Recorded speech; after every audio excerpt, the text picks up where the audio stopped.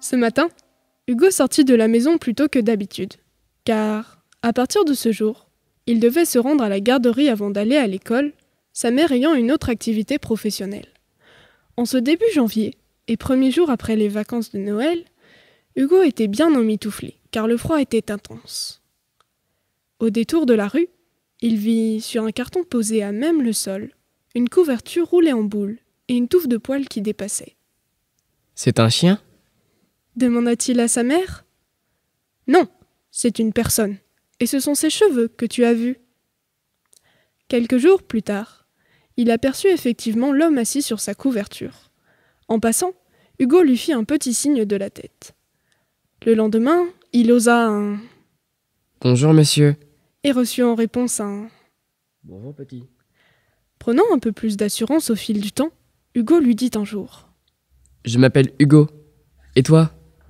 Comment t'appelles-tu ? » ? « Mon nom est Marc, mais tout le monde m'appelle Marco. » »« Quel âge as-tu, Hugo ? » ?»« J'ai 6 ans. J'aurai 7 ans le 19 mai et je suis en CP. Et toi ? » ?»« Moi, j'ai 44 ans. »« Tu n'as pas de maison ? » lui demanda Hugo.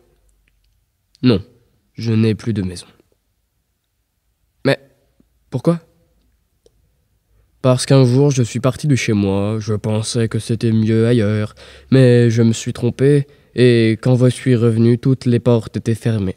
C'est pour cela que je suis là aujourd'hui. » Depuis, chaque matin, Hugo apporte un petit quelque chose à Marco pour le restaurer et le réchauffer. Il lui demande aussi : « Maman m'a dit que tu es SDF.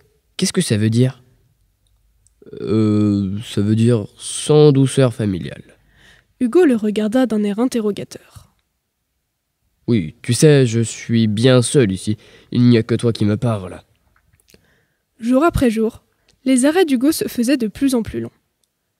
Le 19 mai au matin, Marco avait préparé une petite surprise à Hugo. Il avait confectionné 2 personnages en fil de fer, représentant un adulte et un enfant se tenant par la main. Hugo fut touché par ce geste et vit bientôt quelques perles rouler sur les joues de Marco.